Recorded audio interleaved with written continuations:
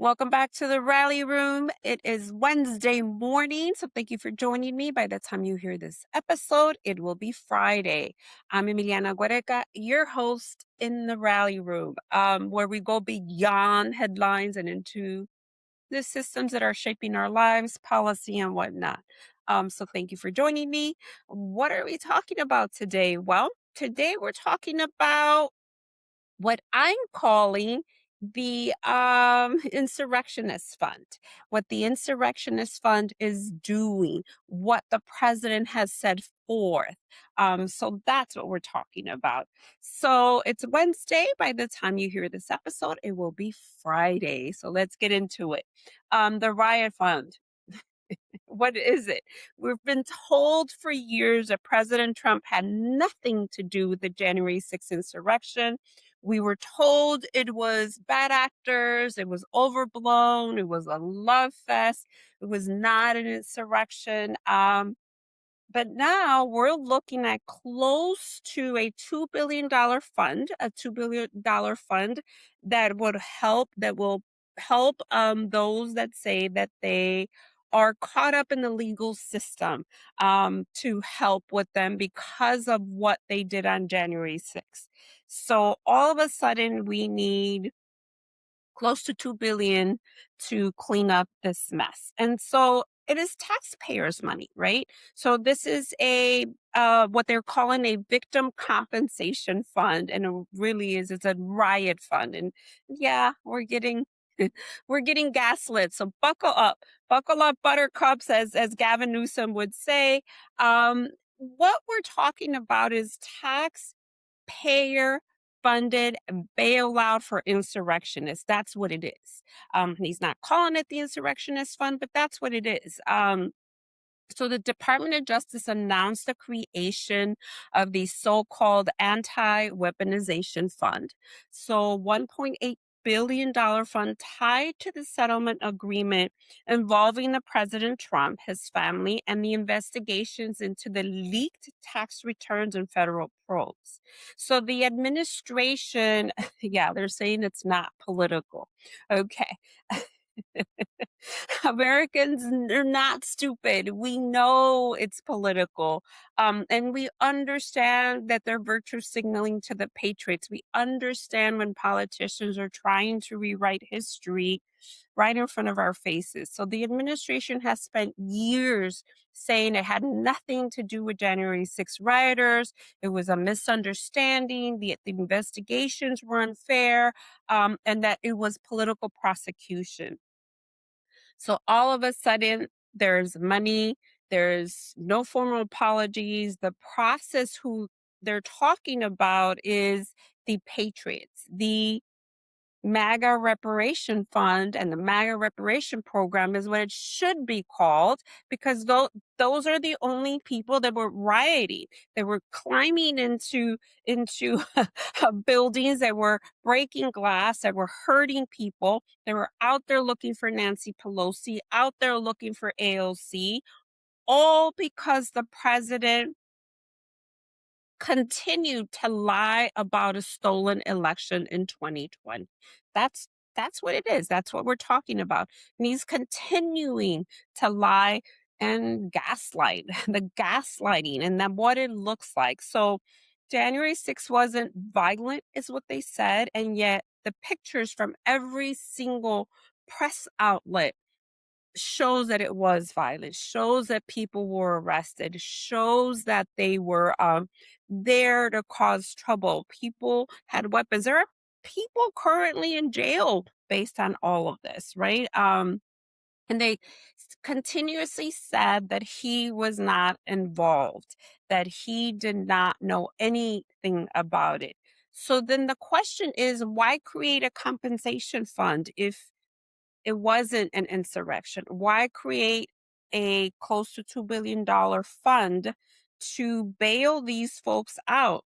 And what I'm reading is that a lot of these folks have gone to court, have been found guilty, can find jobs. Some of them mortgaged their homes to go out there on January 6th at what they thought was at the behest of the president. President Trump at the time. So I think that's what doesn't make sense. But also, people were saying that they were just tourists, that there was a political movement out there that they didn't know about, right? And if we all remember at the time, the president talked about stand back and stand by, basically, wait till we give you the word. That was out there. This isn't what was made up. He was on camera saying this as they were trying to stop it. Keep in mind, he was the president of the United States at the time. He could have called in the National Guard to stop this. There were so many things he could have done, but he didn't. Why?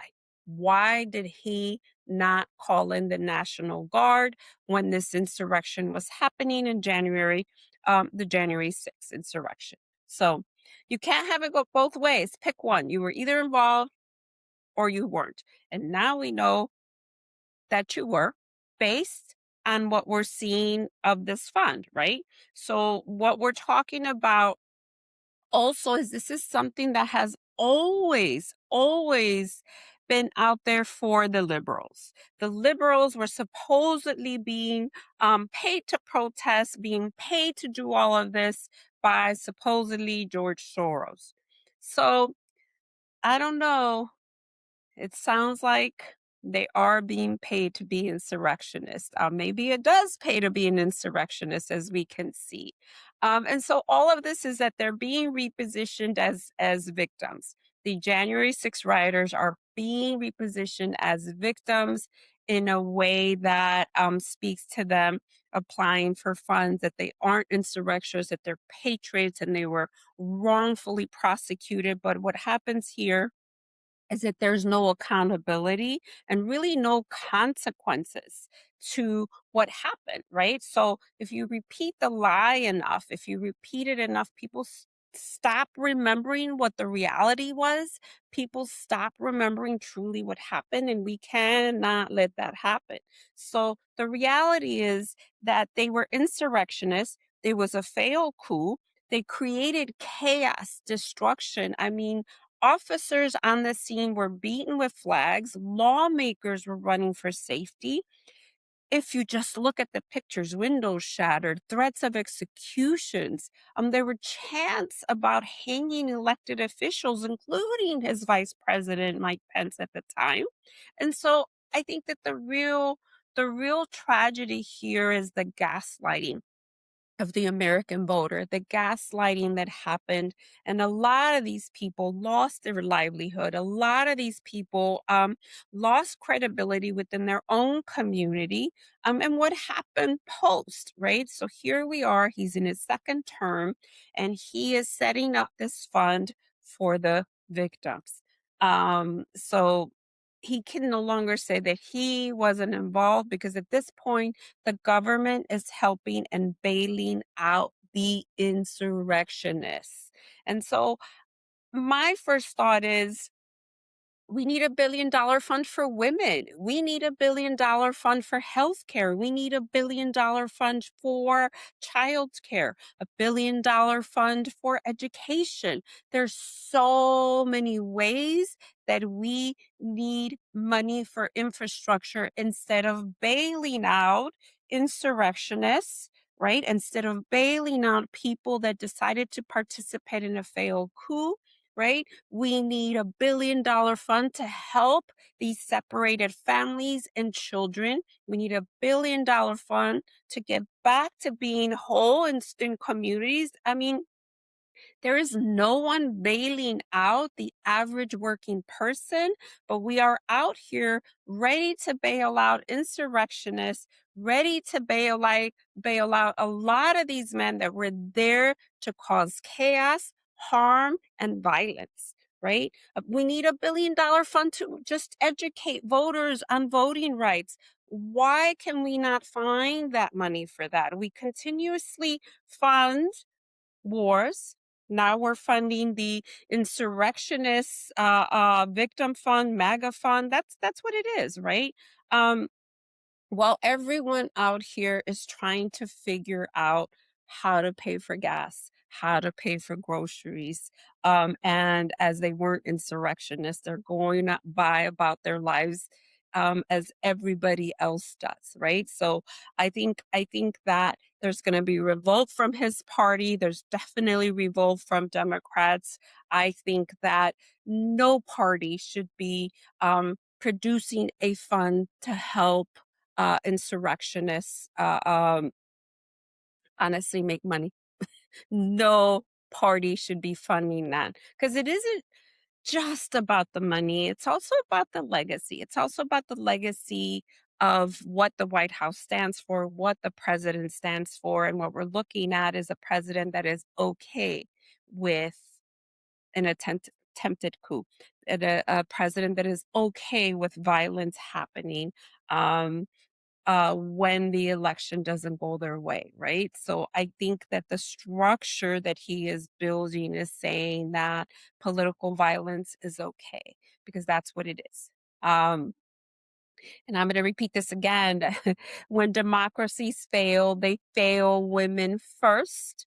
And but also it comes with violence. Failed democracies turn into violence. The failed coup is what it was should have been called, and he should have been brought to task. But here we are on his second term, and democracy is collapsing as we see it, as he is readily available to open up an insurrectionist fund. So we'll see how many people apply. And it says that anybody can apply that has been a victim. Uh, what they are calling a victim basically is you do not want to be accountable for what you did on January 6th. That's what it is. If you were there and you were coordinating to the attack on January 6th, if you're out there to commit violence, he is saying that you are being prosecuted and that you can apply for funds. So no amount of rebranding, legal spin can give us a different story. We all have seen the pictures. We all have heard what was happening at the time, right? So that brings me into the piece where his party is revolting. So just today, his administration, the senators left Washington for Memorial Day recess, and they felt blindsided by the Justice Department's announcement of the fund and over how to rein it in. And I think the big issue here is that it is a toxic issue. Yes, they are calling it toxic, and it becomes toxic because the senators on the Republican side had doubts that they could get 50 votes to pass a broader bill, right? A bigger bill to rein in U.S. immigration and custom enforcement, border patrol. And so what happened is that he has split this. He has said, no, I want this part close to 2 billion to fund the insurrectionist fund, right? And so what has happened is that this leaves his party very little wiggle room. The Acting Attorney General Todd Blanche was scheduled to go to Minnesota on Thursday, was expected to speak at a press conference about fraud and all of that, but he is, I'm going to say, gun shy, right? He is facing resistance from within his own party, and the party's major funding that they wanted was for immigration reform. And so I think that now that is off the table. And so, for example, Senator Susan Collins, top Senate appropriator, said that she was not convinced that this was the right move. Her words were, I do not support the weaponization fund as it has been described. I do not believe individuals that were convicted of violence against police officers on January 6th should be entitled to reimbursement of their legal fees, right? This is Susan Collins, who has been lockstep with whatever President Trump said. So she really was forceful in how she spoke about the fund.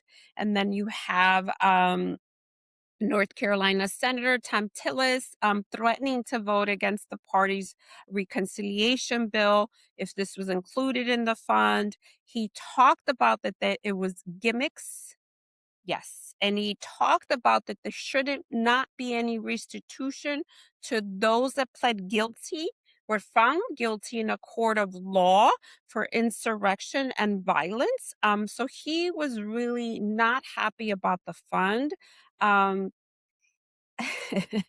he talked about many of them do not deserve restitution. They deserve prison time. That's what he said. And many of them have already received pardons by the president, but even that was enough. They continued with other violent acts. So I think that his party is revolting around it, around the fund, having so much money, and so it also leaves them no room to go back and say, we were not part of this. People acted at their own behest. They were not there on the behest of the president, which they have continued to say. But also, what they have not also clearly said is that the election was not stolen. He lost. He lost in 2020, and he continues to lie about it, and he continues to gaslight his big followers, right? The MAGA followers. He continues to lie to them and feed them, you know, misinformation. But now with the $2 billion fund, you are talking about him basically admitting that he was part of this. And a lot of for example, Mike Johnson said, I don't believe this is correct. I believe that he was asked in the Oval Office and he basically dodged the question around, I don't know. I really don't know. I can tell you that I don't think it's right, but didn't outright condemn the president, didn't outright say these are not facts. There should not be an anti-weaponization fund. And so what we're seeing here is that they continue to back him no matter what. What we're seeing here is that at some point they are afraid of him and they are afraid for their jobs. Basically, that's I firmly believe they are afraid for their jobs. I just do. I think that they are afraid that he will not support them. As we know, the past few elections around Texas, around he has supported he has supported has done well, right? So I do think that that's part of it. I do think that they are afraid for their jobs and they don't want to speak up. For example, the Senator Tuberville, he talked about the conspiracy theory on the Senate floor. He talked about that the Democrats and the deep state, as if he's not on government. I mean, to the point he sat there and lied on the Senate floor and said that Nancy Pelosi spearheaded the January 6th insurrection, right? That not the Trump supporters, that the Trump supporters who overran the US Capitol somehow um, were there on the behest of Nancy Pelosi. This is what he said, and it is so false that he is out there lying again between President Trump, his administration, the Republicans like Senator Tuberville are lying to these voters. So he stated that the Speaker Pelosi refused to bring the National Guard as backup. It is untrue. The National Guard should have been called by the president. He was the president of the United States. And if you remember, he called the National Guard in Los Angeles, in Chicago, in Wisconsin, in Minnesota in this current term. So he knows how to reach the National Guard. However, not when it comes to his followers creating chaos and violence at the US Capitol because they were there to help him. So we're going to say it. Senator Tuberville from Alabama, who is running for governor in Alabama, could be Alabama's next governor, is lying to his people. Nancy Pelosi had nothing to do with what was happening. So that's where we're at. And that brings me to the rally point. Woo, elections. Yes.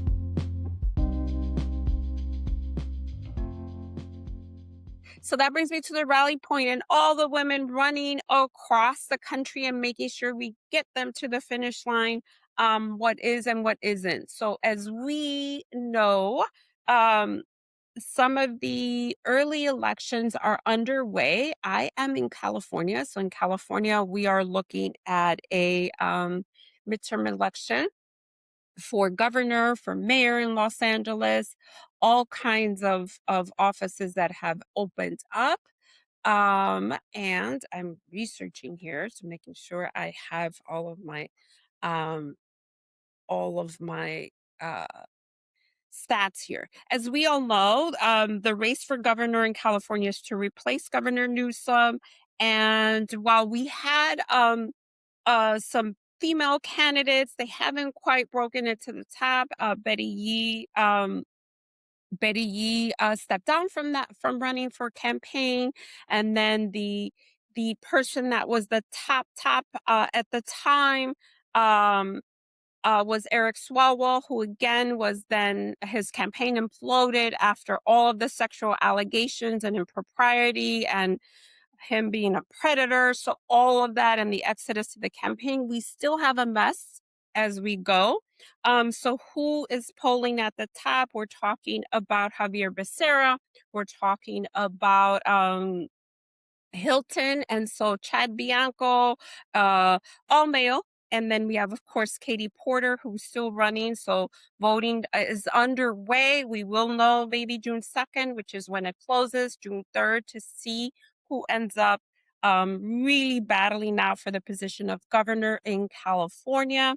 So we're keeping a close eye on that. As we know, Eric Swalwell's campaign imploded.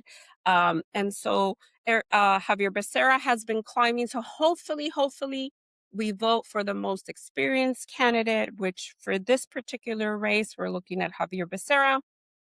And then we're looking at the mayoral race in Los Angeles, which has again, has had a ton of traffic to the point that President Trump really tipped his hat towards the Spencer Pratt campaign, who's another MAGA influencer, reality show person running for mayor.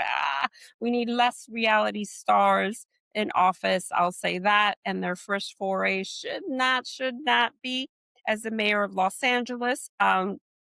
So Mayor Bass has got a hard fight.